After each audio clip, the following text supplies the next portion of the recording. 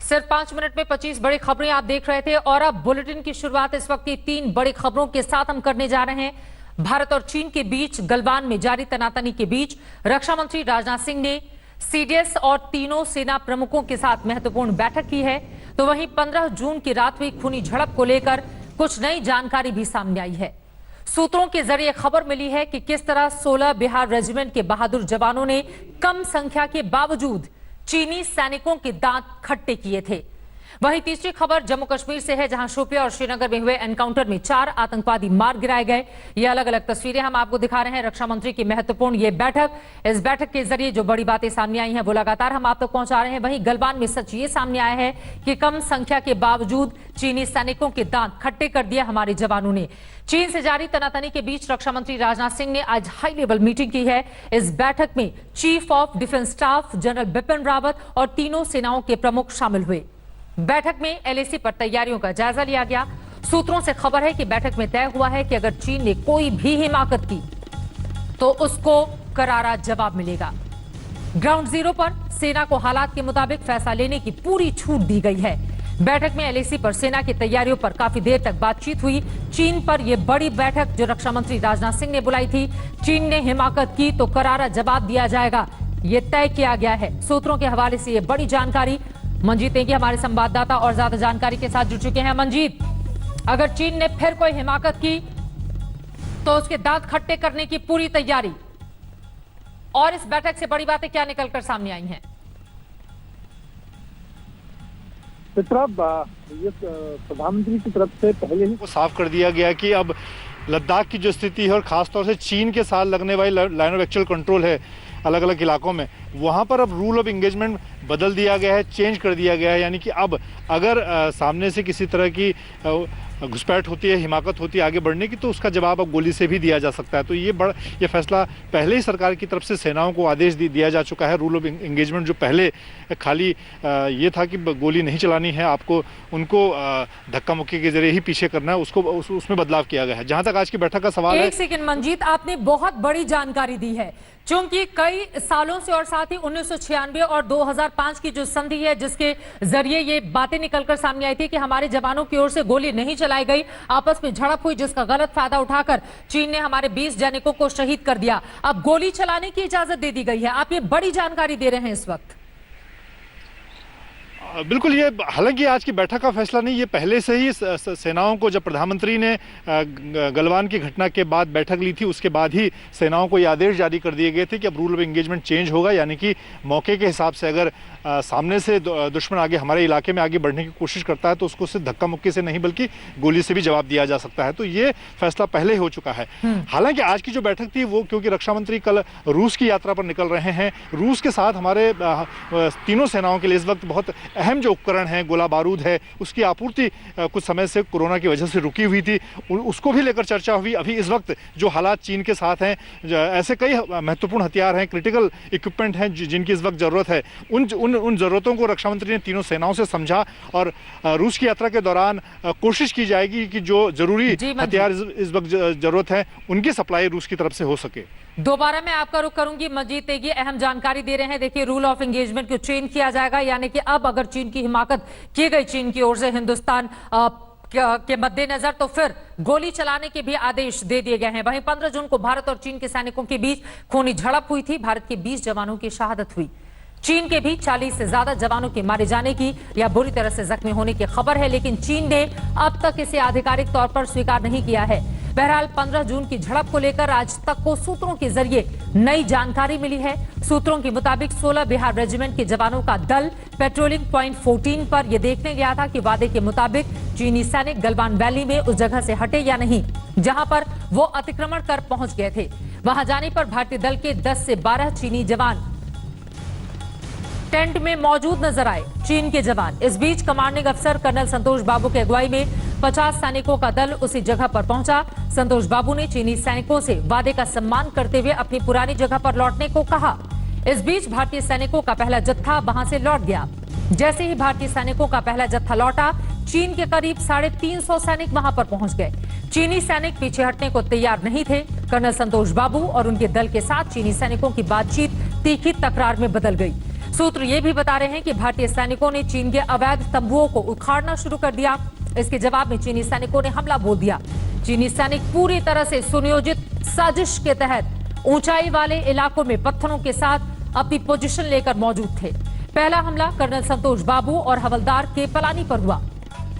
Colonel संतोष बाबू और हवलदार के पलानी जख्मी होते ही भारतीय जवानों में गुस्सा भड़क उठा। उन्होंने पूरी ताकत से चीनी सैनिकों पर हमला बोल दिया।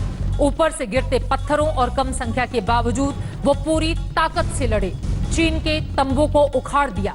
भारत के करीब 100 सैनिकों के मुकाबले चीन के 350 सैनिक थे। हमले में चीन के कई सैनिक मारे गए जबकि कई जख्मी हुए।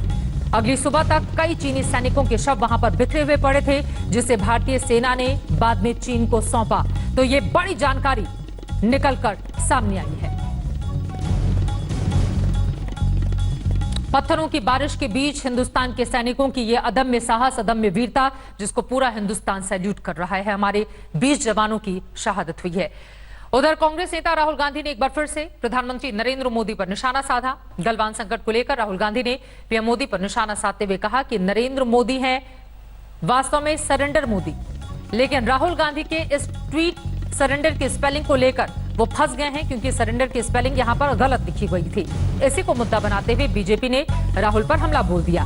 और इतना ही नहीं, बीजेपी ने कहा कि राहुल जिस भाषा का इस्तेमाल कर रहे हैं, ऐसा दुश्मन देश के नेता भी नहीं कर रहे।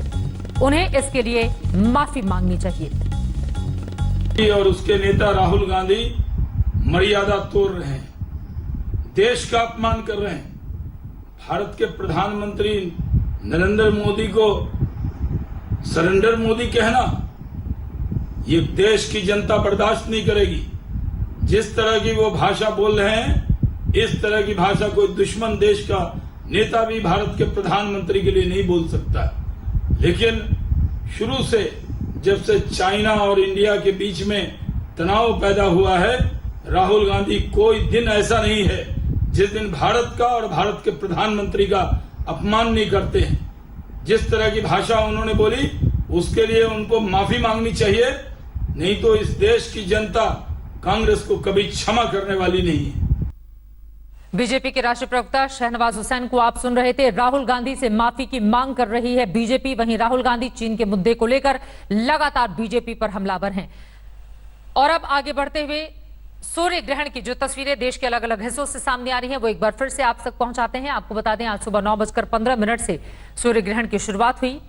दोपहर 2:12 इस वक्त हो रहे हैं और 3:04 यानी कि 1 घंटे से भी कम का वक्त बचा हुआ है जब सूर्य ग्रहण की समाप्ति होगी। दिल्ली, मुंबई, जयपुर, पटना, कुरुक्षेत्र, अमृतसर, लखनऊ, कोलकाता की ये तस्वीरें आप देख रहे हैं। अद्भुत, अलौकिक ये नजारा सूर्य ग्रहण से सावधानी बरतने की बात ज्योतिषाचार्य कर रहे हैं,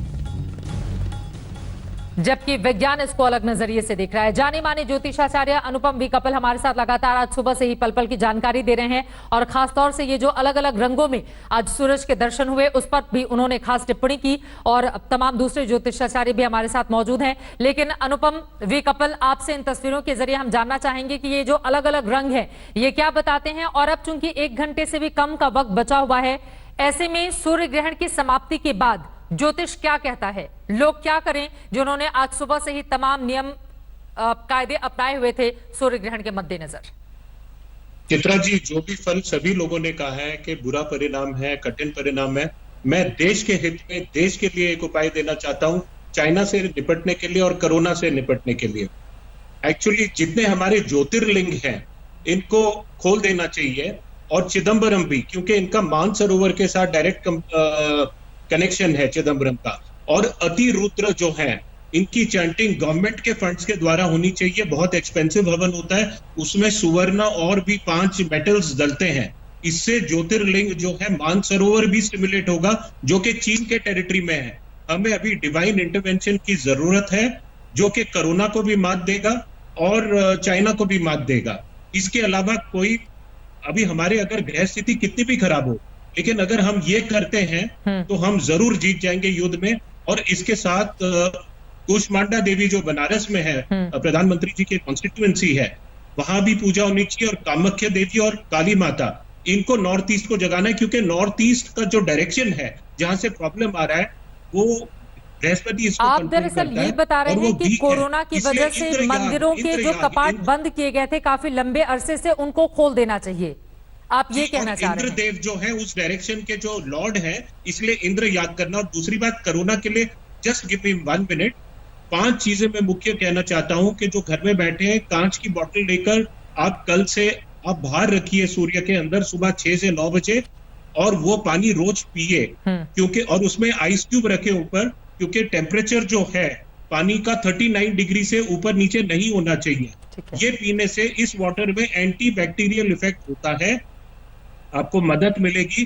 फिर उसके अलावा जो है सोना या चांदी या कॉपर प्योर अगर आपके घर में है, थोड़ा सा मात्रा लेके पानी के अंदर 2 ग्लास पानी में उबालिए, आइदर ऑफ दीज 3 मेटल्स, और इसको 2 से 1 में रिड्यूस करें। गर्म करने के बाद ये एक टॉनिक हो जाता है, इम्यूनिटी बूस्टर है। इसके अलावा और कोई चीज नहीं है, ये हर प्रकार की डिजीज को नाश करता है। तीसरी बात, सनलाइट का जो बास्किंग है, ये सबसे इंपॉर्टेंट पॉइंट है। सुबह 7 बजे से लेकर 1 घंटा 8 बजे तक आप ये, जब हवा ठंडी होती है, सूर्य के किरणें आपने लेने चाहिए, डायरेक्टली लेना नहीं चाहिए पूरे शरीर पे, नहीं तो प्रॉब्लम होगी। इसका पद्धति है, पहले पैरों पे 5 मिनट और 5 दिन, उसके बाद में नीज तक, उसके बाद में थाइस तक, और उसके बाद में फुल बॉडी। इसमें विटामिन डी का जो रिजर्वायर है, 1 महीना भी अगर आप ऐसे करते हैं तो पूरा का पूरा साल जो आपका विटामिन डी का रिजर्वायर तैयार हो जाता है। क्योंकि कोरोना के डिजीज में सिर्फ और सिर्फ विटामिन डी के सप्लीमेंट्स दिए जा रहे हैं और जिंक सल्फेट का ये दिया जा रहा है। तीसरी चीज है ओम घृणी सूर्याय नमः, ओम ह्राम ह्रौम सूर्याय नमः, ये 2 मंत्र है।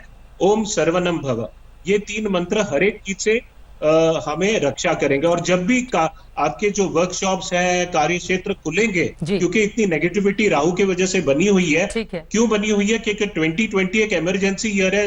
2 जब आते हैं, 2 0 आ जाते हैं, टोटल 4 होता है, तो इमरजेंसी आती है। 1948 में महात्मा गांधी जी की हत्या हुई, 1948 का टोटल 22, 1975 का टोटल 22 इमरजेंसी आई, 1984 के अंदर वही डिजिट जो 1948 ठीक है। अनुपम जी, मैं दोबारा आपके पास लौटूंगी, लेकिन जो नेगेटिव एनर्जी है वो कैसे खत्म हो, उसके बारे में तमाम उपाय आपने बताए, और साथ ही ये बताया कि आखिर इतिहास इन तमाम बातों को लेकर किस तरह का रहा है। हमारे साथ अमिताभ पांडे जी भी, देश के जाने माने वैज्ञानिक, और स्वामी सर्बानंद जी भी जुड़े हुए हैं। उन दोनों के पास हम चलेंगे। एक छोटे से ब्रेक के बाद हम फौरन लौट रहे हैं। आज की सबसे बड़ी खबर पर बड़ी कवरेज आज तक पर जारी है। कंजाई नमस्कार, मैं हूं अंजना ओम कश्यप। हमें उम्मीद है ये वीडियो आपको पसंद आया होगा। लेटेस्ट खबरों के लिए यूं ही देखते रहिए आज तक, और इस वीडियो के पसंद आने पर लाइक, शेयर एंड सब्सक्राइब करना ना भूलें।